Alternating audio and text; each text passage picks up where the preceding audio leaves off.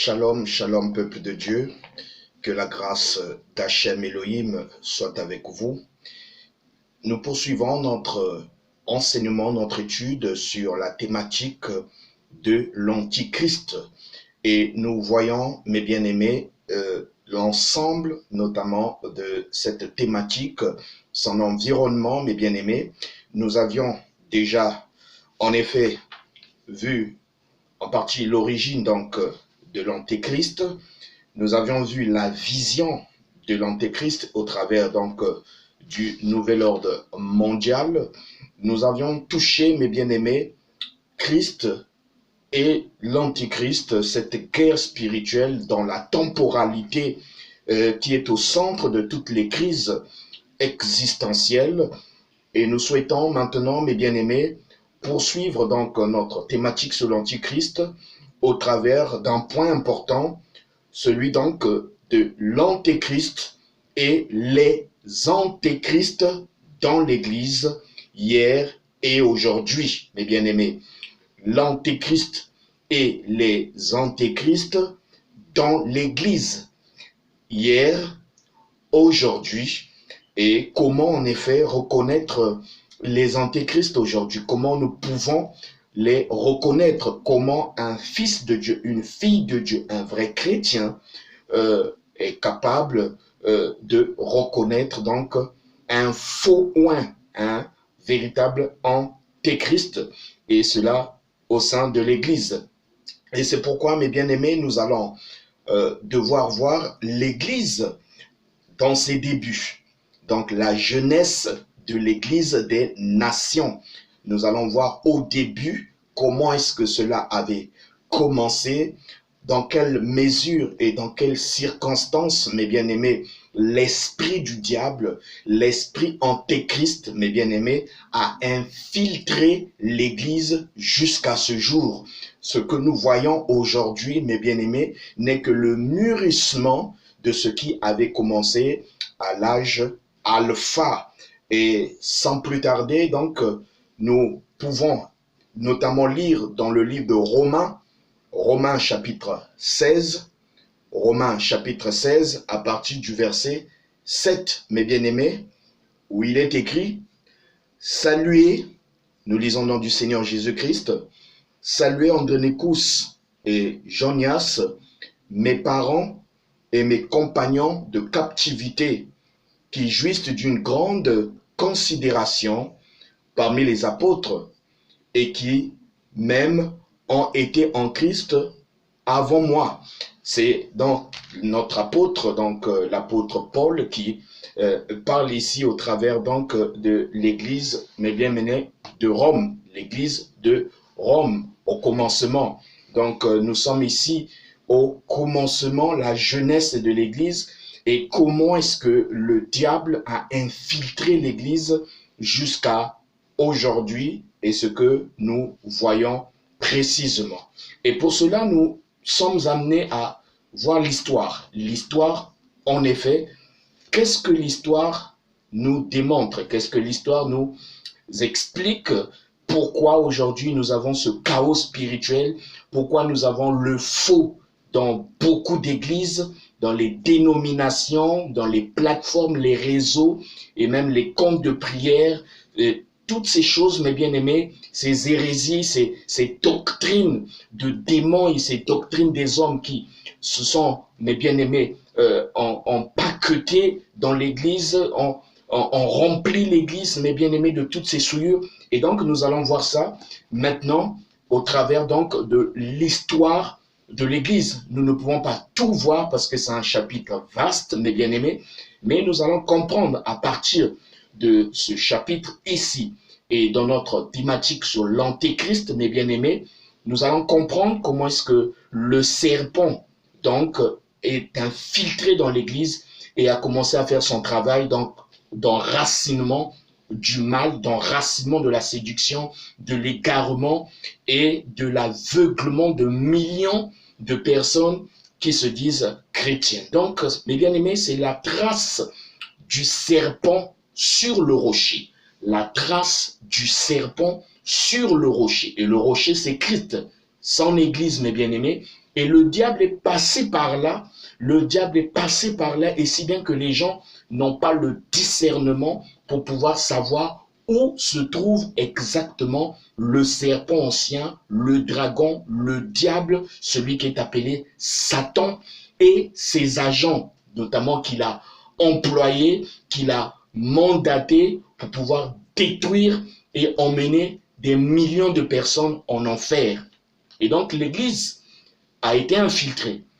Et l'histoire de l'Église nous raconte ceci, mes bien-aimés, que premièrement, il y a eu l'Église à Rome, c'est-à-dire la première Église qui a été bâtie à Rome a été bâtie par Andronicus et Janias, que nous venons de lire dans Romains chapitre 16, verset 7, mes bien-aimés. Ce sont deux apôtres judéo-chrétiens qui se sont installés à Rome et qui ont bâti la première église chrétienne digne de l'évangile, avec le plein évangile et avec l'onction et avec la présence du Saint-Esprit. Les gens étaient bénis à Rome.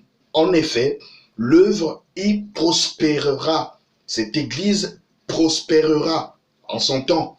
Mes bien-aimés, l'église avait prospéré pendant plusieurs années jusqu'à ce que les incessantes querelles, mes bien-aimés, entre juifs à Rome poussent l'empereur Claude à chasser ces derniers de Rome. L'empereur Claude, donc, il en avait marre de voir les juifs à l'époque, mes bien-aimés, de l'apôtre Paul et les autres. Les juifs se battaient, se querellaient, notamment entre eux. Et l'empereur Claude, donc, prit la décision de chasser tous les étrangers qui sont d'origine juive, mes bien-aimés. Et pour cela, c'est écrit dans Actes chapitre 18, le verset 1 à 2 que nous lisons. Actes chapitre 18, verset 1 à 2. Il est dit ceci: après cela, Paul partit d'Athènes et se rendit à Corinthe. Il y trouva un juif nommé Aquilas, originaire du Pont, récemment arrivé d'Italie avec sa femme Priscille, parce que Claude avait ordonné à tous les Juifs de sortir de Rome. Il se lia avec eux, mes bien-aimés. Donc, c'est ce que l'histoire nous confirme. Donc, les Juifs, les Hébreux qui étaient à Rome, mes bien-aimés, les vrais chrétiens aussi, tous ont été donc chassés, ainsi que Andronicus et Janias, qui furent des apôtres.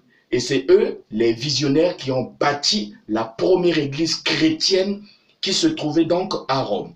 Et donc l'histoire nous dit ceci: les Juifs, notamment qui ont été bannis de la ville romaine, la colonne vertébrale donc de cette petite église, mes bien-aimés, était presque brisée, dans la mesure où les apôtres ont été chassés, les Juifs ont été chassés.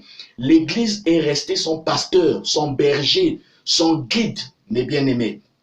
Alors, le troupeau restait sans surveillance, et comme la parole n'avait pas encore été écrite pour servir de guide, pourquoi? Parce que les Bibles papier n'avaient pas encore été imprimées. Donc, les frères et sœurs n'avaient pas encore des Bibles comme nous avons.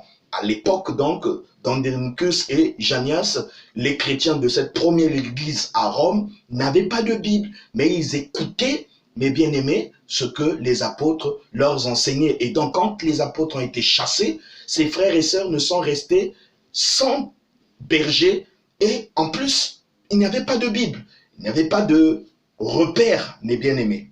Et donc, l'histoire continue à dire ceci: comme la parole n'avait pas encore été écrite pour servir donc de guide, ce petit troupeau risquait fort de partir à la dérive, mes bien-aimés, ou d'être submergé par les philosophes et les païens de l'époque avec des fausses doctrines, mes bien-aimés, des hommes et des doctrines de démons. Donc le risque était que des imposteurs, mes bien-aimés, des démons humains puissent entrer dans cette église qui n'avait plus de pasteur et pouvoir injecter l'esprit du diable, les philosophies humaines et tout ce qui était hérésie. Et ça a été donc le cas. Finalement, cette église de Rome rétrograda au-delà de tout espoir, mes bien-aimés. Cette église tomba véritablement très très bas parce que il y a eu des imposteurs, des faux pasteurs, des faux docteurs, des faux prophètes qui sont rentrés dans l'église et ont commencé à pervertir donc cette petite église à Rome, la première église chrétienne, mes bien-aimés. Et donc l'église de Rome, la première, a rétrogradé au-delà de tout espoir. Et le diable, mes bien-aimés, le diable, l'esprit de l'antéchrist qui avait commencé très très loin, mes bien-aimés, est rentré maintenant dans l'église. À partir de là, c'est le point, mes bien-aimés, c'était le moment favorable pour le diable de rentrer dans l'église et de pouvoir captiver cette église, s'infiltrant, mes bien-aimés, au sein de l'église. Cette église se mit à introduire des hérésies, mes bien-aimés, et des cérémonies païennes. Nous voyons le paganisme et le romanisme, mes bien-aimés, sous des titres chrétiens. Il y a eu des fêtes païennes qui sont rentrées dans l'église que les chrétiens ne célèbrent pas en temps normal parce que cela n'est pas une recommandation du Seigneur Jésus, cela n'est pas biblique, mais ces faux apôtres, ces faux prophètes, ces faux docteurs ont introduit ces fêtes païennes qui existaient chez les Romains qui étaient du monde, mes bien-aimés. Alors, ils ont introduit des statues que vous connaissez bien, des chapelets, que vous connaissez bien, des eaux bénites, que vous connaissez bien, le purgatoire, mes bien-aimés, Noël a été introduit à cet instant-là. La Pâque avec S, la Pâque avec S n'est pas la Pâque que nous célébrons, mes bien-aimés, mais la Pâque avec S, c'est notamment la fête de la déesse Astarté. La déesse Astarté, mes bien-aimés, ils ont perverti cela, introduit cela dans l'église et ont déclaré que c'est la Pâque, notamment avec S. Donc, ils appellent ça les Pâques. Ils ont introduit aussi la Saint-Valentin. La Saint-Valentin n'est pas de Dieu, n'est pas biblique. C'est une fête païenne que les chrétiens ne devraient pas fêter, mais c'est rentré dans l'église aujourd'hui. La Saint-Sylvestre que vous connaissez, l'encens, mes bien-aimés, et la canonisation, mes bien-aimés, des saints, faire d'un mort un saint, déclarer, ça c'est le droit canonique donc de l'église catholique qui le fait. La célébration, mes bien-aimés, le célibat des prêtres, que les prêtres ne doivent pas se marier, mes bien-aimés, c'est des choses qui ont été introduites dans l'église et nous voyons cela, mes bien-aimés, le scapulaire, toutes ces choses, la doctrine des 7 sacrements, mes bien-aimés, les livres apocryphes, toutes ces choses ont été notamment introduites par ces faux apôtres, ces faux bergers, ces faux docteurs qui sont venus empoisonner l'église dès le début, mes bien-aimés. Et c'est pourquoi ce que nous voyons aujourd'hui n'est que le mûrissement de ce qui avait commencé il y a très très longtemps, au premier âge donc de l'église. Et ici nous sommes, mes bien-aimés, à Rome, l'église de Rome qui a commencé, étant donné une véritable église du Seigneur, mais les apôtres Andronicus et Janias furent chassés et le serpent, le diable, l'antéchrist est rentré dès lors jusqu'à aujourd'hui. Quelques hérésies adoptées par l'église catholique romaine, mes bien-aimés, et cela est condamné par le Dieu Tout-Puissant. Nous avons la prière pour les morts et le signe de la croix. Ça avait été introduit en 500 après Jésus-Christ. La vénération des saints, des anges et des morts vers l'an 375 après Jésus-Christ a été introduit. La célébration quotidienne de la messe est entrée en usage en 394. Le culte de Marie, mère de Jésus, et l'utilisation de l'expression mère de Dieu au concile d'Éphèse en 431, mes bien-aimés, après Jésus-Christ. La doctrine du purgatoire a été instituée par Grégoire Magnon le Grand, vers l'an 593 après Jésus-Christ. Le baiser du pied du pape a commencé en l'an 709 après Jésus-Christ. Nous avons l'adoration de la croix, mes bien-aimés, des images et des reliques a été officiellement adoptée en 788 après Jésus-Christ. L'utilisation de l'eau bénite a été autorisée en 850 après Jésus-Christ. La vénération de Saint Joseph a débuté dans les années 890 après Jésus-Christ. La canonisation des saints est venue pour la première fois par le pape, mes bien-aimés, le pape Jean XV en 995 après Jésus-Christ. Le célibat des prêtres a été décrété par le pape Grégoire VII en l'an 1079 après Jésus-Christ. Le chapelet a été introduit par Pierre l'Ermite en l'an 1990 après Jésus-Christ. La Bible a été interdite, mes bien-aimés, à la population en 1229 après Jésus-Christ, où ils interdisaient aux frères et aux sœurs d'aller lire, mes bien-aimés, les quelques parchemins qu'ils pouvaient avoir au travers donc des monastères et autres. Donc interdiction ferme pour les laïcs d'avoir accès, mes bien-aimés, aux Écritures. Et ici, nous voyons cela, la date de l'interdiction. Ce sont des doctrines de démons, des doctrines des hommes introduites dans l'Église, mes bien-aimés. Le scapulaire a été inventé par Simon Stock, moine carmélitain, mes bien-aimés, un Anglais, en 1287.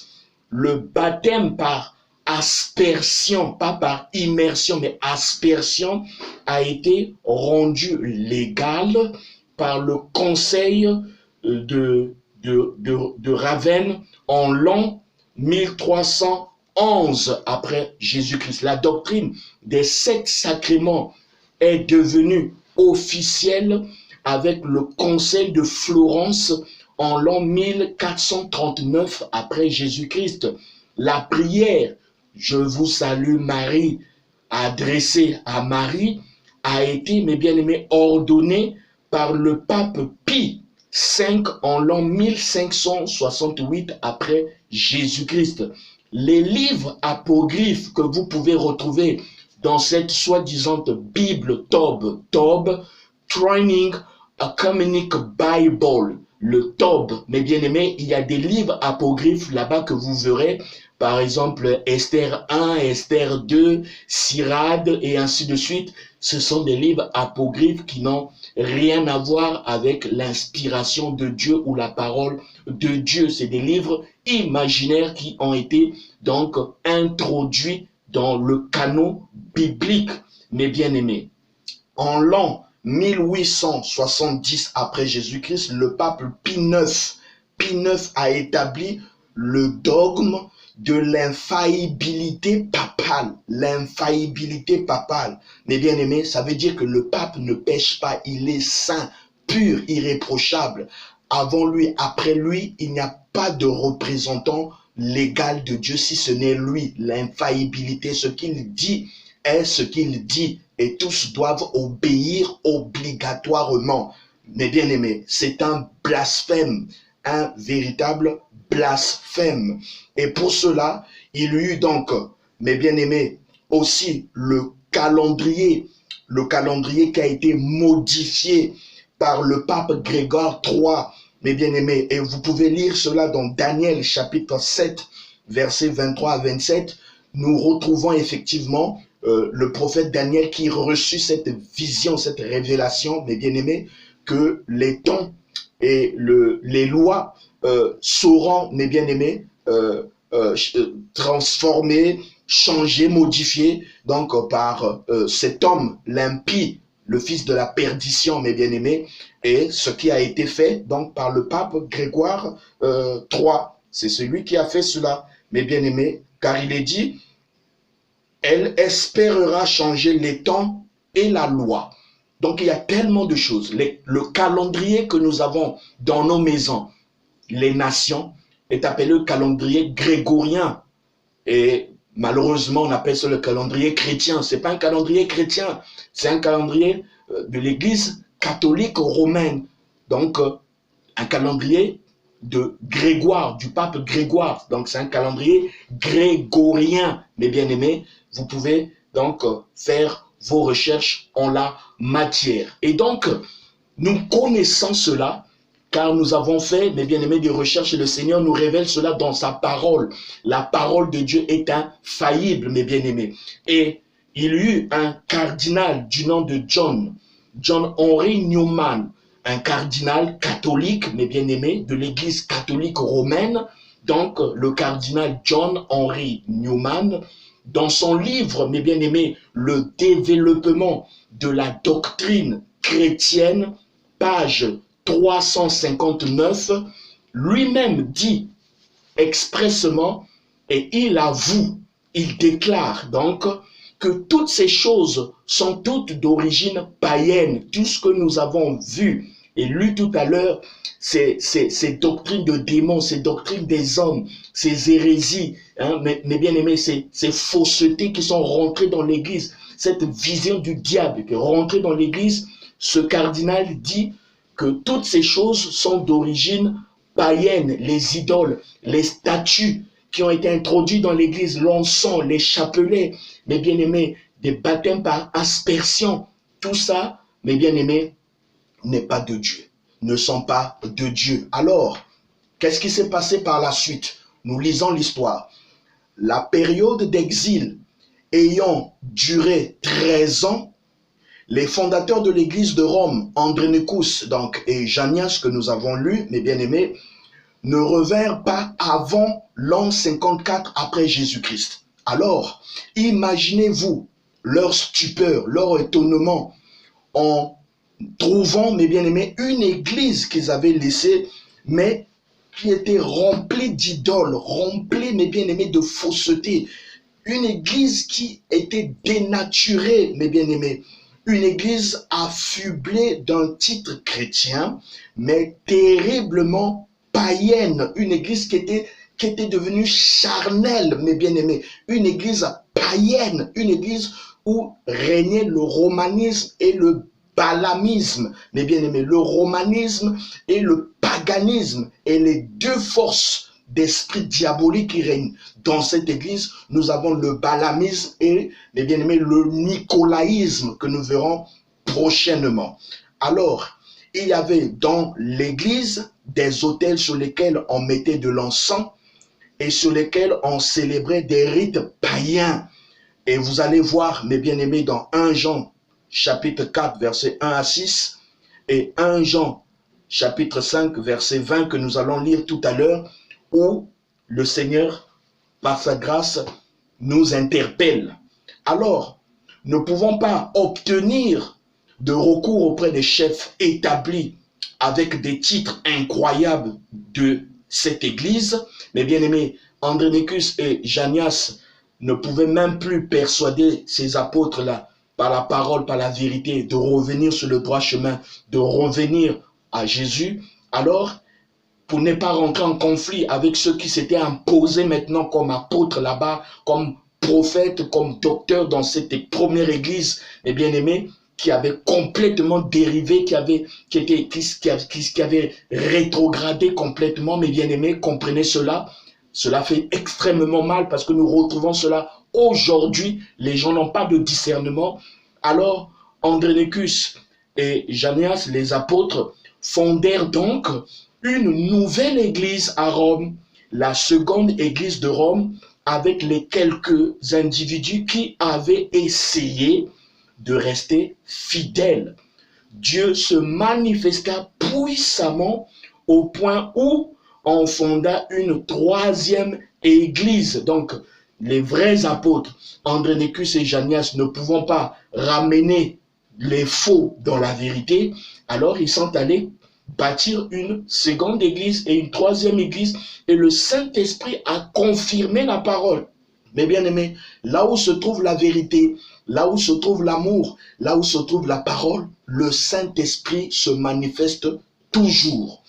Et donc, à partir de là, et bien qu'on ait reproché à la première église d'être païenne et non chrétienne de culte, elle refusa, la première église, elle refusa d'abandonner son titre donc d'église chrétienne, malgré le fait qu'elle soit devenue païenne, qu'elle est rétrogradée. C'est-à-dire le diable s'est installé paisiblement dans cette église, l'antéchrist, l'esprit déjà de l'antéchrist, mes bien-aimés, c'était déjà infiltré dans l'église et c'était déjà enraciné dès le premier âge, mes bien-aimés. Ainsi, elle resta et reste encore la première église de Rome.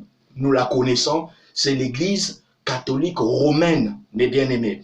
Et l'église catholique romaine qui fut en 325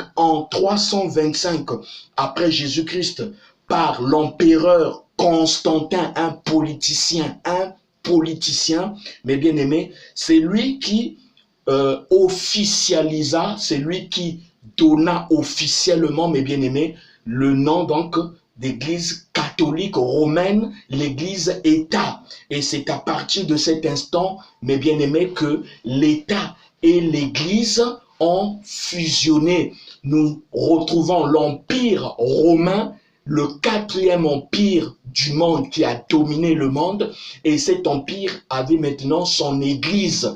Et donc, la religion et le politique marchaient désormais ensemble. L'Église et l'État marchaient maintenant ensemble. La religion et la politique marchaient maintenant ensemble. Et c'est ce que le prophète Daniel avait donc vu au travers de Daniel chapitre 2 et de Daniel chapitre 7. Daniel chapitre 2 où le roi Nabuchodonosor a vu la statuette qui était subdivisée en 4 parties. Il y avait l'empire babylonien, ensuite l'empire des Mèdes et des Perses, ensuite l'empire grec et enfin l'empire romain. Mais au pied de cette statuette, les orteils étaient en partie en argile, qui veut dire le gouvernement, la politique, et en partie de fer, qui veut dire, mes bien-aimés, la religion, mes bien-aimés, et tout ce qui est spirituel. Donc la politique et le spirituel avaient pratiquement fusionné. Ici, nous voyons grâce à l'empereur Constantin qui a récupéré donc cette église à son profit politique, mes bien-aimés. Et cela a notamment arrangé ces faux prophètes, ces faux apôtres, ces faux dirigeants, ces faux oints qui s'étaient infiltrés dans l'église. Et c'était le plan du diable, c'était donc l'esprit de l'antéchrist qui déjà opérait au sein de l'église. Alors, c'est ce que nous appelons la mort dans le pot, la mort dans le pot. Et Babylone, enfin, mes bien-aimés, Babylone, enfin, était de retour. Babylone, enfin, était de retour, mes bien-aimés.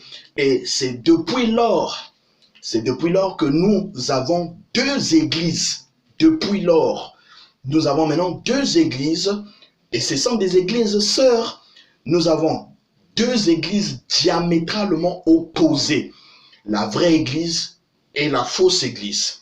Nous avons deux visions, le royaume de Dieu et le royaume du diable. Nous avons le blé et nous avons l'ivraie.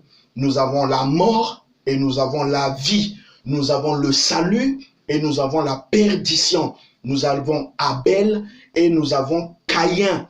Et enfin, nous avons Christ, la vérité, et nous avons l'antéchrist, le menteur, le mensonge, mais bien aimé. Et nous souhaitons interpeller l'Église, mes bien-aimés, car nous parlons maintenant des antéchrists. Il y a l'antéchrist lui-même, l'esprit et la personne de l'antéchrist que nous allons voir encore en détail dans notre troisième vidéo, mes bien-aimés. Mais présentement, nous voyons les antéchrists, c'est-à-dire ces agents du diable qui travaillent avec le diable, comme nous venons de voir, ces agents qui ont infiltré le diable, qui sont envoyés par l'esprit du diable comme Judas, mes bien-aimés, auprès de Jésus. Alors, ces agents du diable, ces faux prophètes, ces faux docteurs, ces faux oins, mes bien-aimés, nous les retrouvons encore en grand nombre aujourd'hui dans beaucoup d'églises. Malheureusement, mon peuple périt par faute de connaissance, par faute de révélation, nous dit Osée chapitre 4 verset 6. Vous vous plaignez, frères et sœurs. Vous dites souvent que, oh, mais pourquoi cet homme de Dieu est tombé? Pourquoi est-ce qu'il y a tel scandale? Pourquoi il y a ceci, il y a cela aujourd'hui? Vous vous scandalisez, mais tout simplement parce que vous n'arrivez pas à comprendre exactement qui est qui. C'est la Odyssée, la confusion épaisse. On ne sait pas qui est qui, mes bien-aimés. Qui est un vrai serviteur, qui est un vrai prophète, qui est un faux prophète, qui est un faux docteur, qui est un vrai docteur, on ne le sait plus. Où est la vraie église? Or, pour le savoir, vous devez aimer la parole en vous. Vous devez devenir des paroles vivantes. L'esprit du discernement de Dieu vous accompagnera. Donc, mes bien-aimés, mon peuple périt par faute de discernement. Il y a un esprit d'égarement, un esprit d'aveuglement, mes bien-aimés, dans beaucoup d'églises. La séduction est rentrée totalement, mes bien-aimés, dans beaucoup d'églises. Et le diable sait que les gens aiment aujourd'hui les miracles, les prophéties, en lieu et place de la vérité de la parole, en lieu et place de la vie de sanctification, en lieu et place, mes bien-aimés, de se préparer pour le ciel. Les gens aujourd'hui n'aiment pas les enseignements, n'aiment pas être nourris afin de croître spirituellement. Les gens préfèrent plus miracle, prophétie, docteur, prophète, prophétise pour moi ma vie, je veux savoir ceci. Tout ça, c'est des bonnes choses, frères et sœurs. Mais si vous n'êtes pas nourris par la parole, si vous n'avez pas le discernement, le diable aussi fait des miracles et vous êtes séduits, mes bien-aimés. Et c'est pourquoi beaucoup suivent les faux à cause des faux miracles. Tout ce que vous entendez de gauche à droite, vous le savez bien.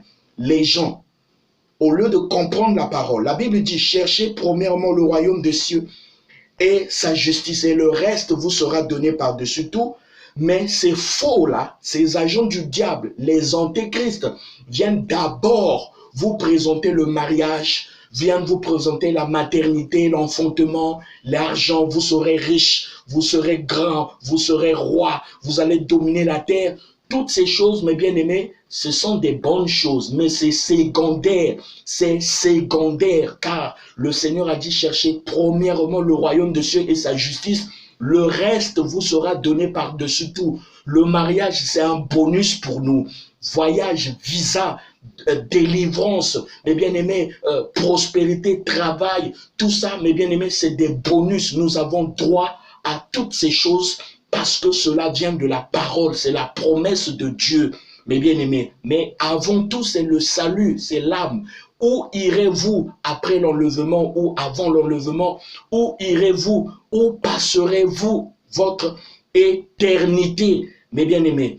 Mais les faux oins ont détourné l'attention des gens vers le secondaire, la vanité. C'est le péché que le diable aime le plus, la vanité. Et des millions de gens dans les églises sont dans l'ignorance et la captivité. Et c'est pourquoi nous avons dit, beaucoup, nombreux, n'iront pas au ciel. Beaucoup, nombreux, n'iront pas au ciel. Parce que le temps que tu passes à chercher les prophéties, les miracles, toutes ces choses, tu oublies d'avoir ton huile en toi. Et donc, tu deviens, à vrai dire, une vierge folle qui va rester, mais les vierges sages partiront au ciel quand l'époux viendra chercher son épouse. Mais bien aimés, la repentance n'est plus sincère dans les cœurs. Les gens n'aiment pas écouter des prédications, des messages et des enseignements de repentance. de la croix de Jésus. Ils n'en veulent plus. Tout ce qu'ils veulent, bénédiction sur bénédiction. Message de la prospérité financière, de la grandeur, de la puissance, toutes ces choses, mes bien-aimés, le diable aussi peut vous en donner. Mais au reste, il va vous détruire, vous tuer, parce que son objectif, c'est d'emmener des millions de soi-disant chrétiens en enfer. La repentance, oh mes bien-aimés, sauvez vos vies de cette génération perverse, mes bien-aimés. Oui, regardez les maladies aujourd'hui, regardez les pandémies, les endémies, regardez les épidémies. Il y a un jugement plus sévère qui arrive, mes bien-aimés. Ne nous laissons pas séduire, réveillons-nous, mes bien-aimés, sortez du milieu de ces fausses églises. Sortez, mes bien-aimés, du milieu de ces fausses églises qui ne vous prêchent pas la vérité, mes bien-aimés, qui ne font pas de vous des chrétiens matures. Allez lire Hébreux chapitre 5, où Paul, c'est-à-dire celui notamment qui a écrit le livre de Hébreux, s'insurge parce que les gens cherchent plus le lait, au lieu de chercher la nourriture solide pour construire leur homme intérieur. Et l'auteur donc du livre de Hébreux, mes bien-aimés, s'insurge contre ces soi-disant chrétiens qui sont juste là en train d'écouter ces contes de fées qu'on nous prêche là chaque dimanche. Les églises sont fermées, c'est vrai. Aujourd'hui, les églises sont fermées à cause de l'épidémie du coronavirus, mes bien-aimés, le Covid-19.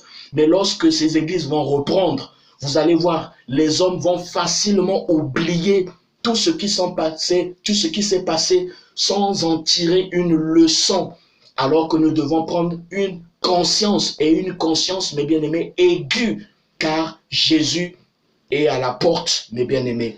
Fouillez ces faux oins, ces faux prophètes qui vous entraînent dans des mensonges. Demandez le discernement, l'orientation du Saint-Esprit. Oh, mes bien-aimés, sortez de l'aveuglement. Sortez, mes bien-aimés, de la distraction. Sortez, mes bien-aimés, de l'égarement. Sortez de la séduction, mes bien-aimés. Christ arrive bientôt. Où irez-vous? Où passerez-vous l'éternité? Ici-bas sur terre, tout passera. Mais la vie éternelle ne peut passer. Celui qui a Christ ne passera pas. Aimez la parole. Cherchez des hommes de Dieu qui vous prêcheront la vraie parole, la vérité, pour vous construire, mes bien-aimés. Oui, nous en avons besoin. Comment reconnaître ces antéchrists, mes bien-aimés? Par leurs fruits, dit la Bible. C'est par leurs fruits que vous les reconnaîtrez. Il y a une différence entre 1 Corinthiens chapitre 12 et 2 Pierre chapitre 1 à 11. Parce qu'il est parlé des dons spirituels et des fruits du Saint-Esprit. Le diable aussi peut prophétiser, le diable aussi peut guérir les malades, le diable aussi peut faire des miracles, des prodiges, toutes ces choses, le diable aussi peut faire ça comme les vrais oins. Le diable aussi copie les dons, mais il n'a pas les fruits du Saint-Esprit. C'est faux, c'est méchant, ces satanistes qui sont rentrés dans l'église n'ont pas les fruits du Saint-Esprit. Car pour avoir les fruits du Saint-Esprit, il faut avoir le Saint-Esprit et aimer sa parole, la vérité. Vous connaîtrez la vérité et la vérité vous affranchira. Mes bien-aimés, nous sommes au temps de la fin. L'apostasie est rentrée dans l'église. L'antéchrist, mes bien-aimés, est en train de faire un travail. Ça n'a pas commencé aujourd'hui. C'est depuis des siècles, mes bien-aimés, que cet esprit antéchrist a infiltré l'église. Et ce que vous voyez aujourd'hui n'est que le mûrissement. Ces scandales que vous entendez, et il y en a beaucoup d'autres. Vous êtes en train de vénérer certains hommes, mais vous ne savez pas, mes bien-aimés, que ce sont des agents du diable. Car celui qui a l'Esprit de Dieu saura qui est qui. Vous ne pouvez plus dire aujourd'hui, je ne sais pas si c'est un vrai homme de Dieu. Non, vous devez savoir, vous devez interroger le Saint-Esprit en vous si vous en avez. Si vous n'avez pas encore le Saint-Esprit, allez demander à Jésus en prière. Ne sortez pas de votre chambre si vous n'avez pas obtenu le Saint-Esprit, le baptême dans le Saint-Esprit. Vous devez demander cela de tout votre cœur, mes bien-aimés, en ce temps de la fin. Ces signes que vous voyez, ce sont des signes précurseurs de l'avènement de Christ et de l'antéchrist. Et c'est pourquoi ces enseignements nous construisent. Alors, prochainement, mes bien-aimés, dans notre vidéo qui va suivre, nous allons voir les signes prophétiques et les événements eschatologiques de l'avènement de l'antéchrist. Donc, nous allons voir maintenant, par la suite, les signes prophétiques et les événements eschatologiques de l'avènement de l'antéchrist. Nous avançons dans notre enseignement, dans notre étude, et le Saint-Esprit nous oriente et nous guide. Et je pense, mes bien-aimés, que votre prise de conscience aiguë va véritablement s'élever dans les hauteurs. Vous n'êtes pas n'importe qui, mes bien-aimés, frères, sœurs. Sortez de ces fausses églises. Sortez, mes bien-aimés, de cette captivité. Vous êtes en train de mourir spirituellement. Allez vers Christ. Demandez au Saint-Esprit de vous orienter. Christ est là pour vous. La parole est donnée pour vous. Nous sommes au temps de la fin, l'âge de la Odyssée, la confusion épaisse. Et vous pouvez lire cette fausse église dans Apocalypse, chapitre 3, mes bien-aimés. Oh, c'est triste. Que le Seigneur nous soutienne. Que le Seigneur nous bénisse. Priez, mes bien-aimés. Priez pour vos âmes. Priez pour vous-même, pour votre vie spirituelle. Que Dieu vous soutienne. Shalom, shalom.